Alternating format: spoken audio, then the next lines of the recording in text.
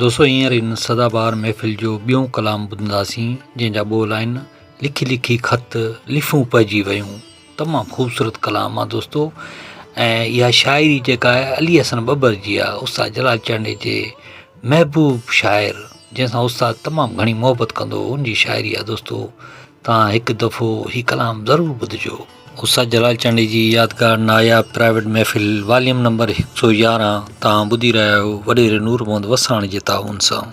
दोस्तो वीडियो खे लाइक कंदा कयो, कमेंट्स कंदा कयो, दोस्तनि खे शेयर कयो ऐं ॾिसंदा रहो मुंहिंजी चैनल कामरान जानी सिंधी यूट्यूब ते।